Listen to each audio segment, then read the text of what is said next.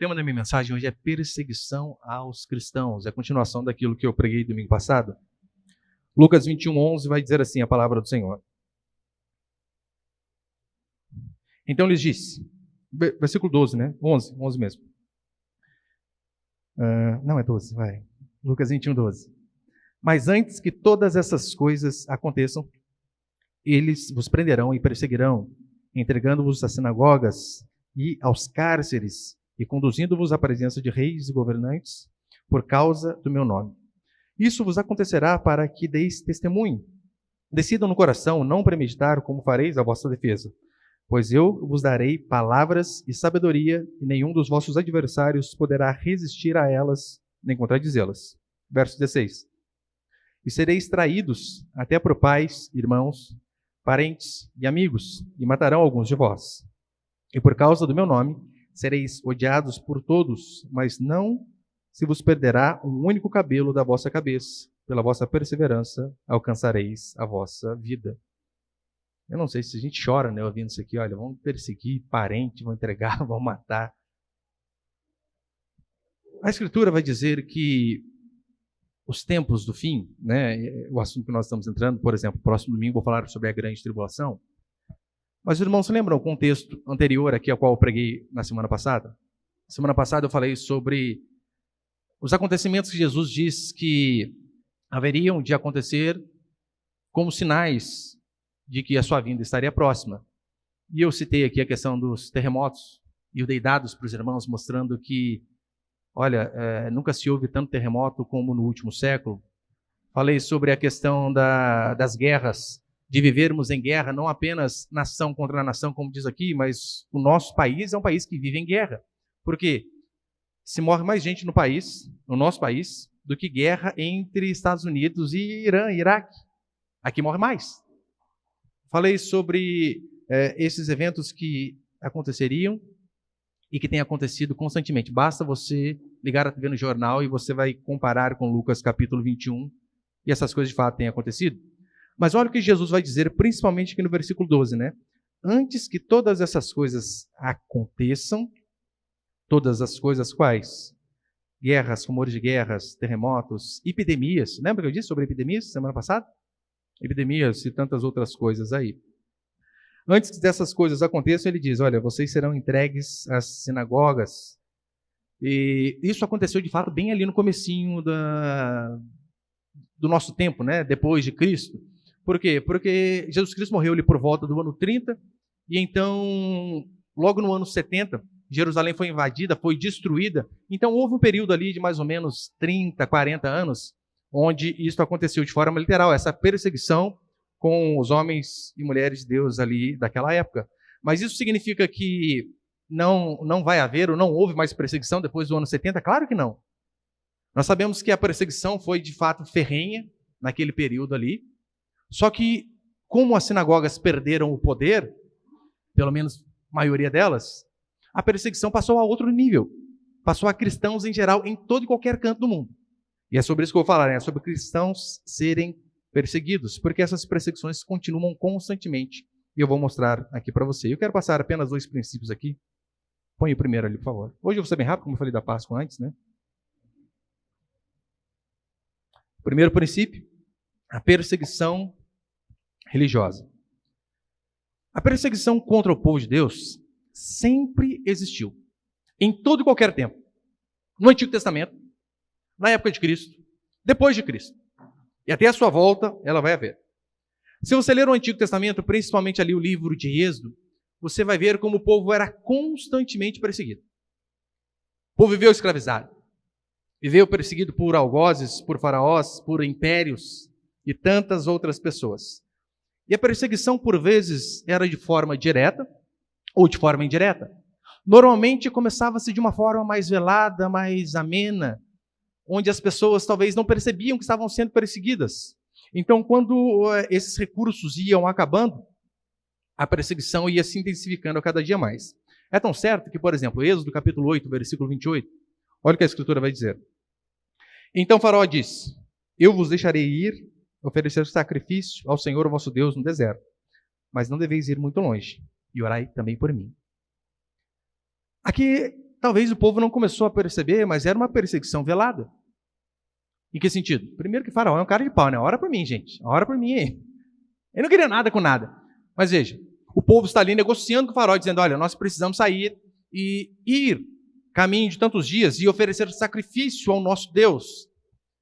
E Faraó sabia, falou, não quero perder esse povo. E ele começou tentando barganhar, perseguindo de forma velada. Como assim? Olha, vocês podem ir, mas não vão muito longe, não. Vai perto aqui, porque perto eu consigo ver. Eu consigo saber onde vocês estão. Podem servir ao Deus de vocês aí. Mas ó, aqui dentro do meu quintal. Se fôssemos aplicar isso para a gente, é mais ou menos o seguinte, é aquele povo que diz assim, olha, o que houve, né? Vocês querem ser crente aí? Quer ser crente? Vocês acham certo ser crente? Beleza, pode ser crente. Ah, mas não precisa ser tão radical também, né? Para com isso. Esse negócio de santidade, pureza, ser crente raiz. Não, nós estamos em outras épocas. Se os pastores usam aquelas calças lá tuchadas que parecem balada a vácuo, ora, qual o problema? Vocês serem uns crentes um pouquinho mais modernete. Não, para com essa besteira aí. Nada de ser radical, de ser santo.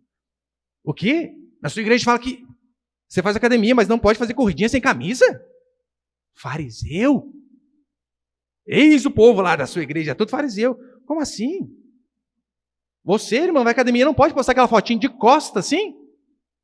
Qual o objetivo do negócio? Você já parou para pensar? Não, o povo lá é muito radical. O povo lá é muito fariseu. Onde já se viu?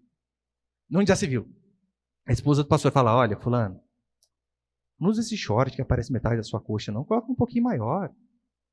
Isso é o espírito farisaísmo naquela igreja. Sai de lá, não precisa ser tão radical.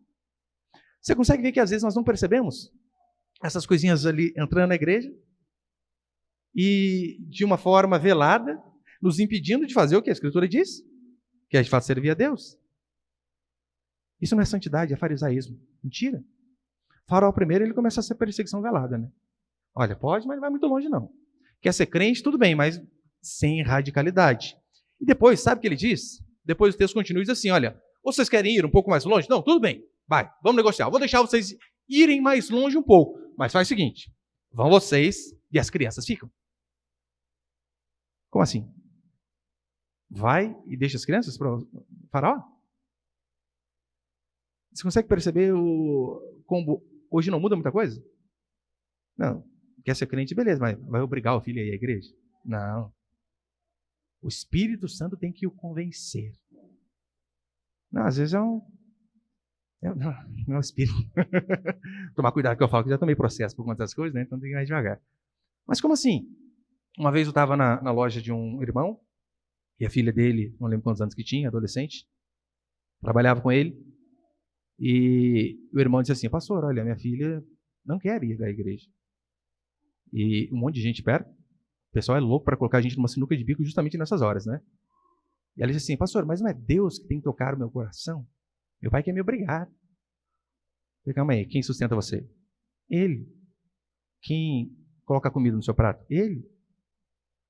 Quem compra o absorvente que você usa? Ele. Você tem que ir onde ele mandar. Não existe. Ai, aquilo que eu quero.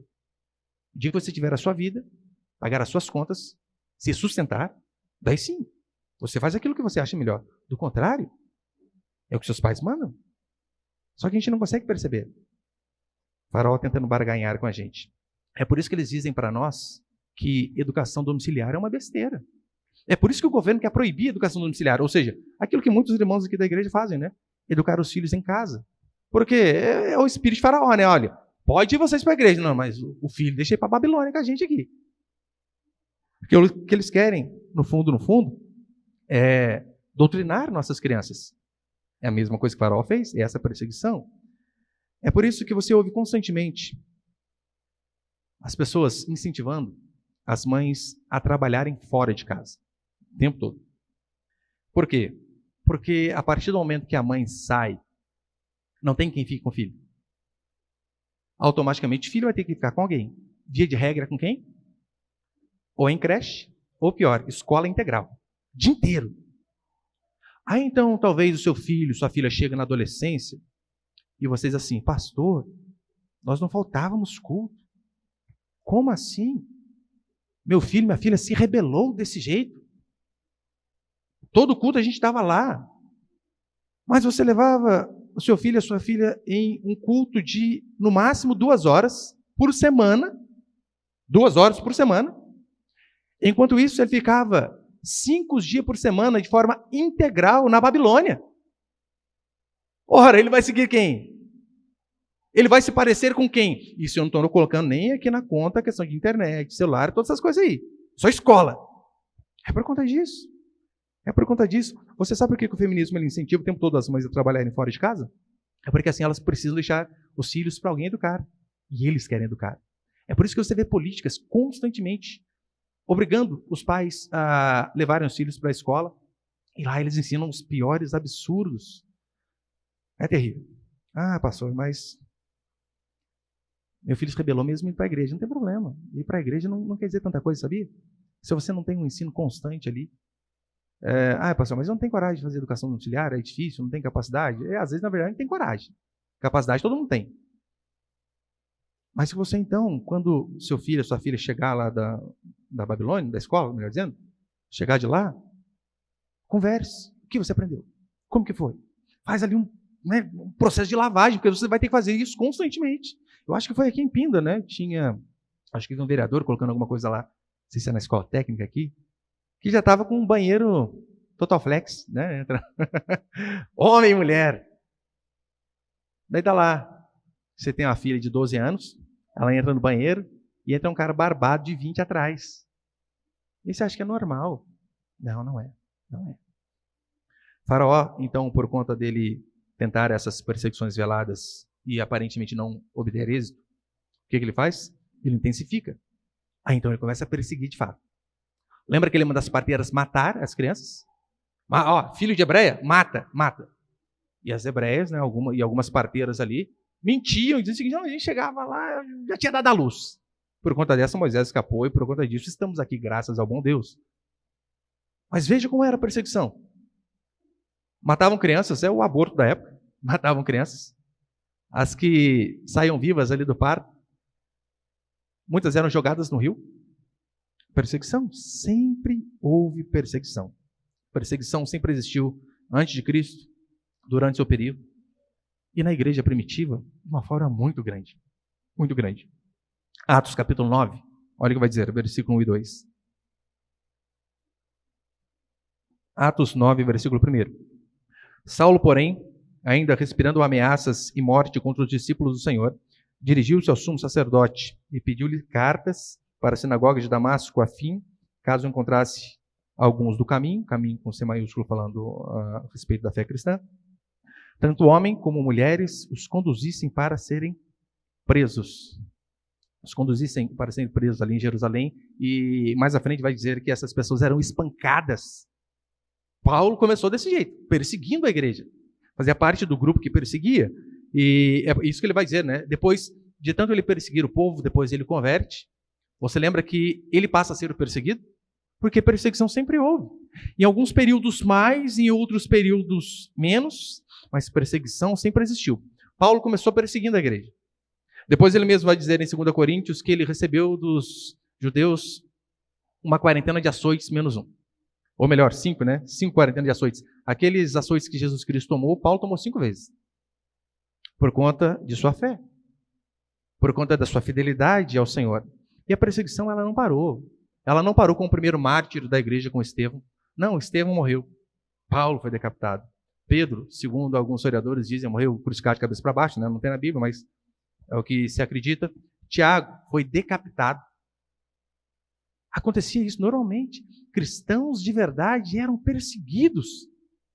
Eram mortos o tempo todo. Depois você entra ali na história da igreja, você vê Inácio, ali, né, Inácio de Antioquia, um bispo, foi jogado no Coliseu e foi devorado por leões. Você vê Justino e Cipriano, outros homens de Deus que foram decapitados. Você vê Policarpo torturado, queimado vivo. Tem um livro do John Fox chamado Os Mártires, e ele ali conta como a igreja foi perseguida no começo. E ele dá vários exemplos de métodos de tortura que eram usados para com os cristãos. A igreja era tão perseguida naquela época que muitos historiadores vão dizer que os postes das ruas de Roma eram cristãos sendo incendiados. Eles eram amarrados nos postes, jogavam piche fervendo ali em cima deles e tacava fogo. Assim era a vida daqueles homens por conta de sua fé. Aí, às vezes, acontece de um período, né? Um pseudo-governador converte, dá uma melhorada, mas não adianta, a perseguição é algo que faz parte da vida cristã. É assim que funciona. E, é claro, né, em nossos dias também.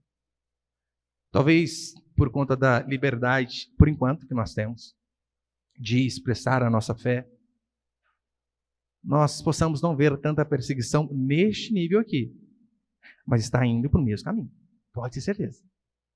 O Senhor lhe diz, nos últimos dias essas perseguições iriam se intensificar. E nós vemos hoje. Antes havia algumas políticas que eram um pouco mais veladas, né? Vamos tentar proibir eles meio na maciota.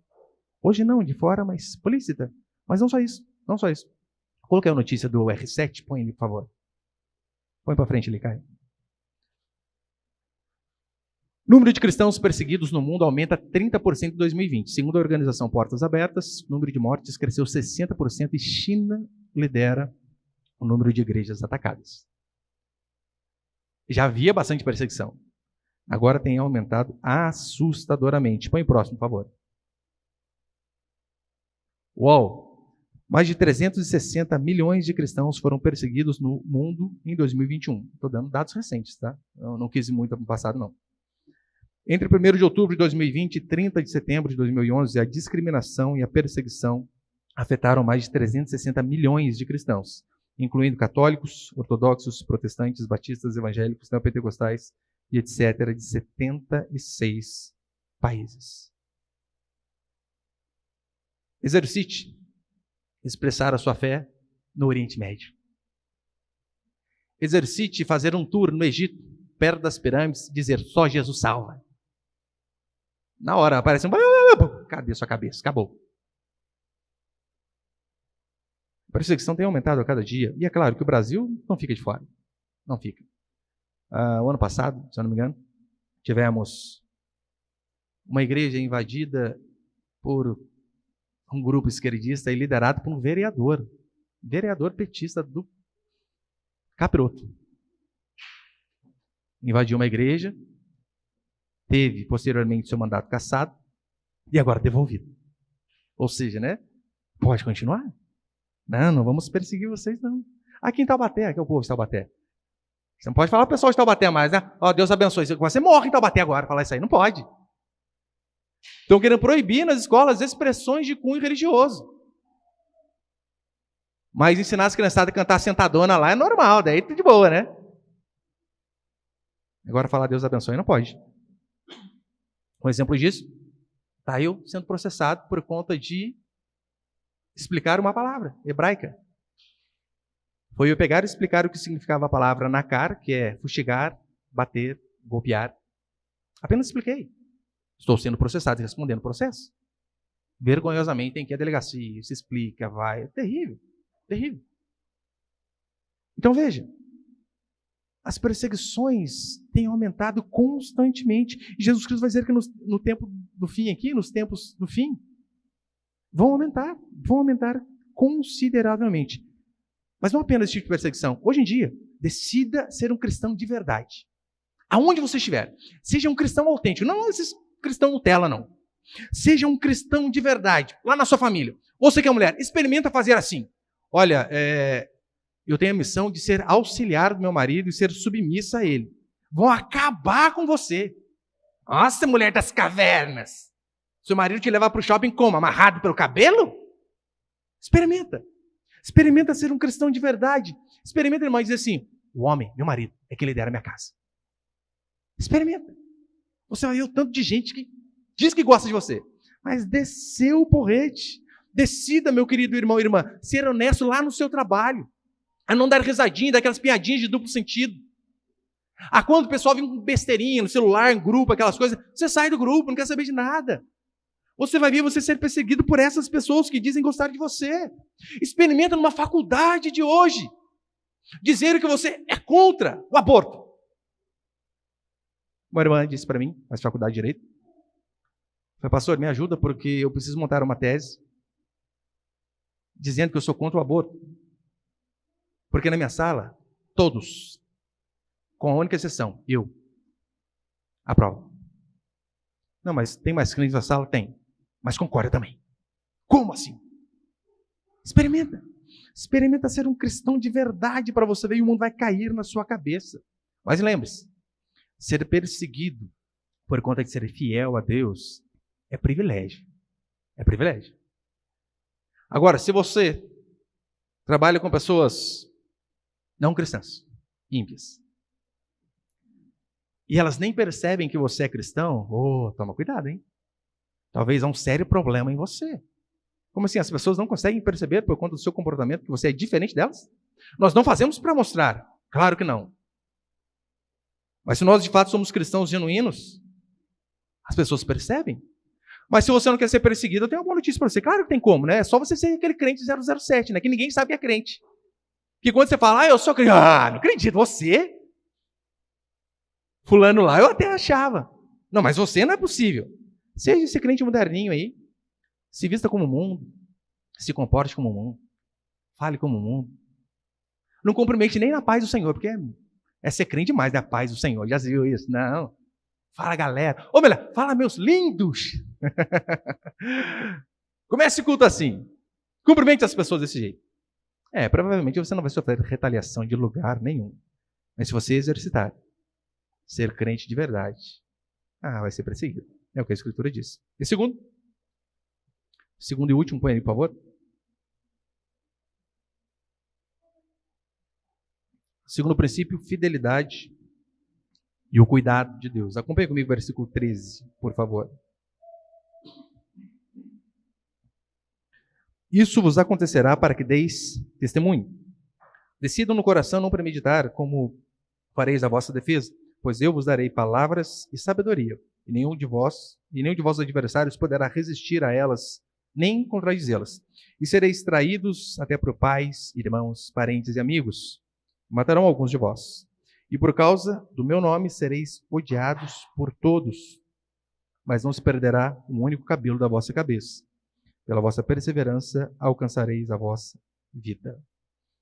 Olha o versículo 13. Isso vos acontecerá para que deis testemunho. E então, Jesus Cristo diz que a perseguição ela vai vir dos de fora, e é o que se espera, mas também dos de dentro.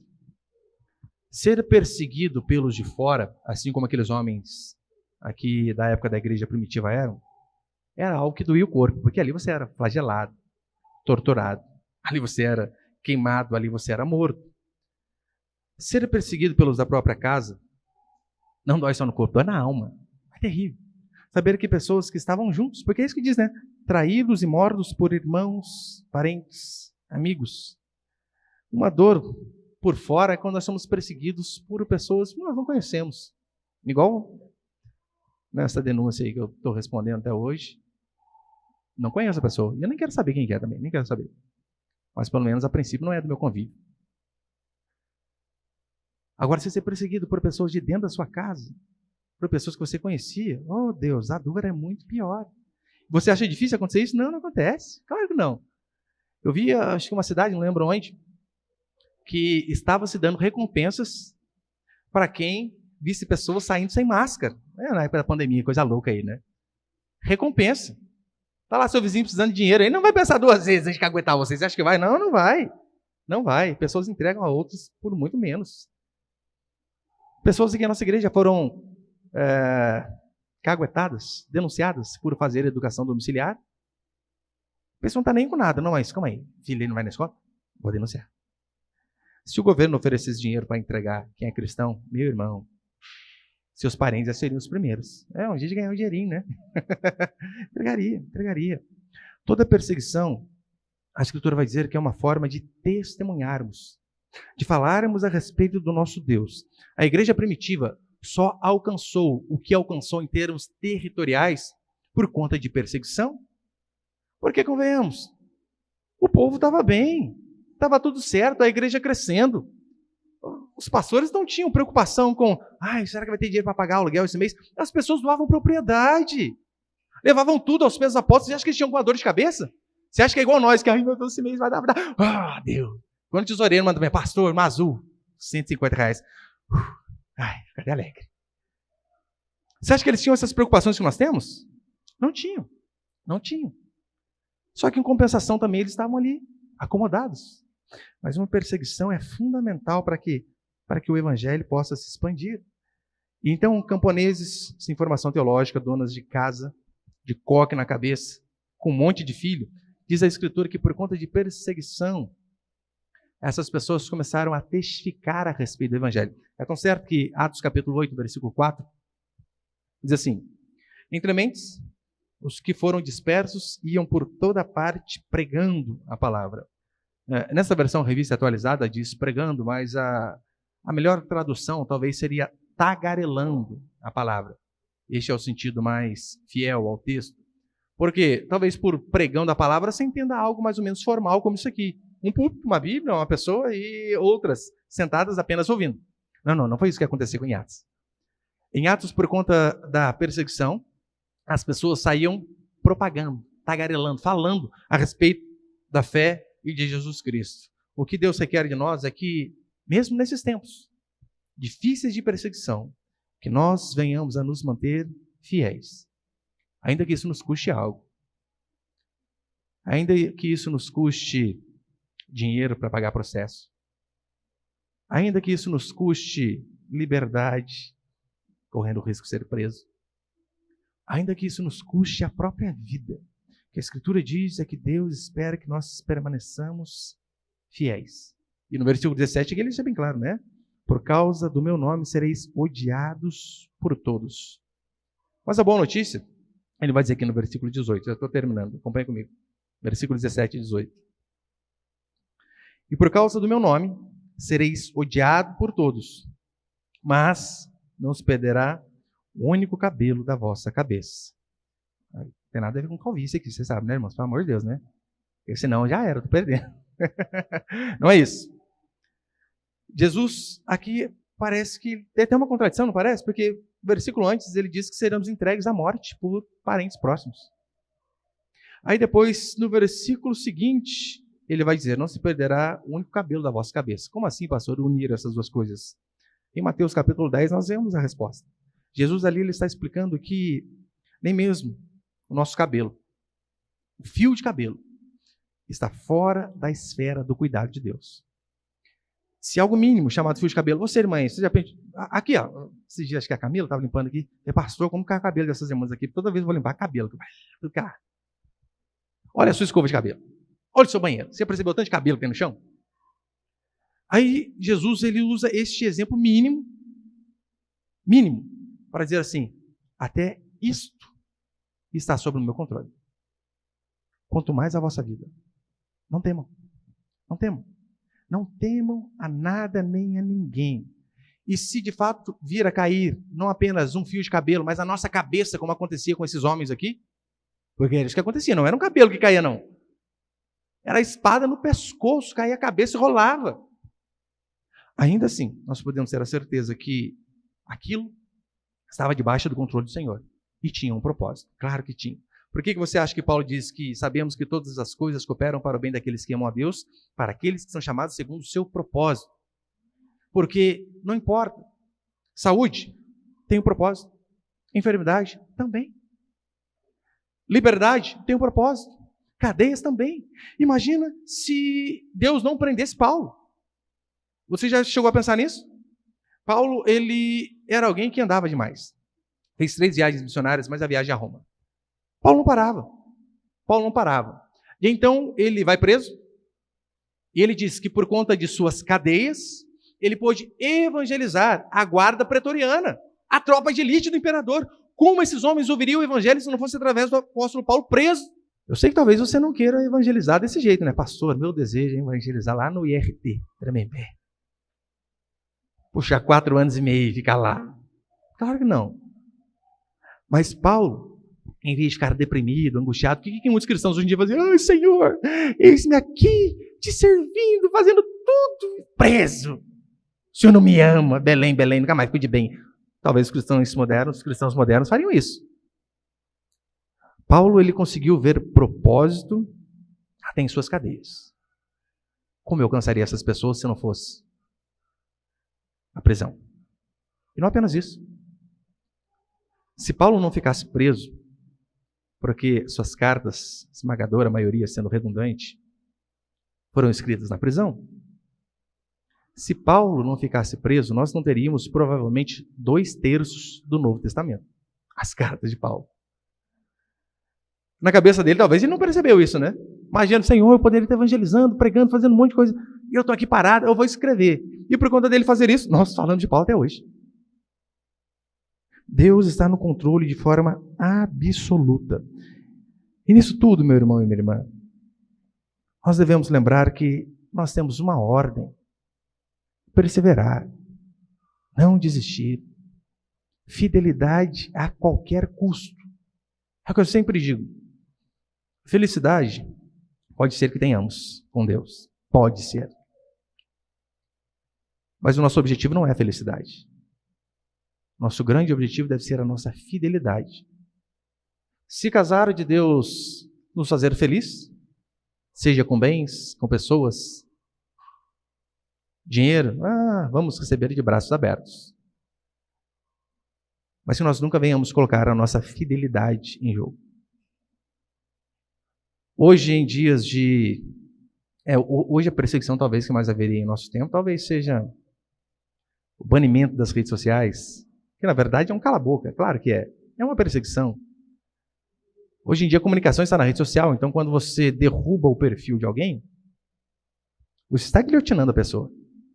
Não de forma literal, mas está guilhotinando a pessoa. Mas pode ser que por vezes essa guilhotina seja verdadeira. Seja verdadeira.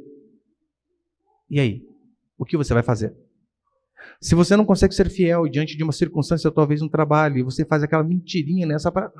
Vou mentir aqui para não ficar mal.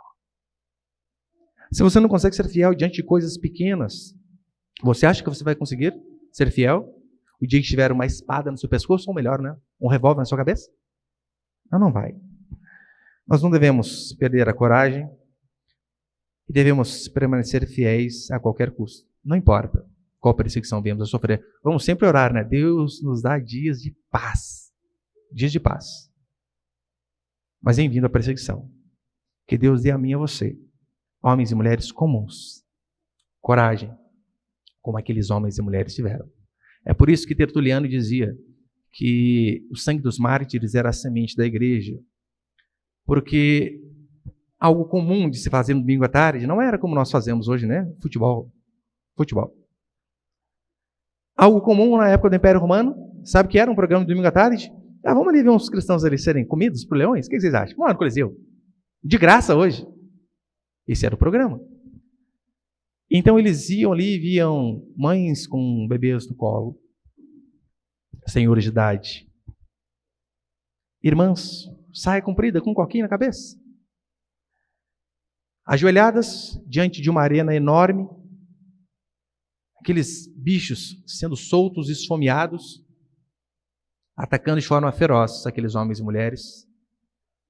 E o que Tertuliano vai dizer é que muitas pessoas, vendo a fé inabalável daqueles homens e mulheres comuns como nós aqui, muitos se convertiam, porque eles diziam: como?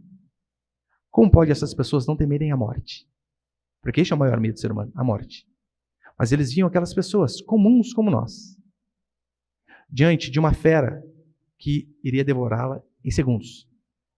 Aquelas pessoas permaneciam fiéis, muitas nem corriam. Tanto é que alguns historiadores vão dizer que, por vezes, os leões eram soltos e nem comiam os cristãos. Por milagre, não, porque já tinha comido muito no dia anterior. Era uma carnificina o tempo todo. Mas ainda assim, pessoas vendo aqueles homens e mulheres fiéis a Deus se convertiam. Porque viam, não, esse Deus de fato deve ser diferente daquele monte de deuses a qual nós cremos. Então, se vier algo pior do que aquilo que nós estamos vendo, e a tendência é vir, pode esperar, que Deus nos dê coragem. Eu não lembro o nome do homem de Deus que o Papa ameaçou matá-lo, e então ele fez uma carta dizendo que ele não era cristão, que ele serviria a Roma, e não a Cristo, não protestaria. E então depois ele disse: o que eu fiz? Besteira. Voltou atrás. Disse, não, não, não, não. Minha fé está em Jesus Cristo. Apenas Ele salva. Roma não salva, Maria salva. E então, por conta disso, ele foi condenado à morte, claro. Ele fez questão de, na fogueira, a primeira coisa que ele colocou no fogo, sabe o que foi? Foi a mão que assinou a sua carta, dizendo que ele não era cristão. Sim, eu vou morrer, mas eu quero que primeiro queime a minha mão, porque essa mão assinou. O momento que eu fui fraco. Em que Deus, então, possa dar a mim e a você força, graça e misericórdia, para que diante de qualquer circunstância, nós não venhamos a negar o nosso Senhor. Venhamos a ser fiéis a Ele. Amém, meus irmãos?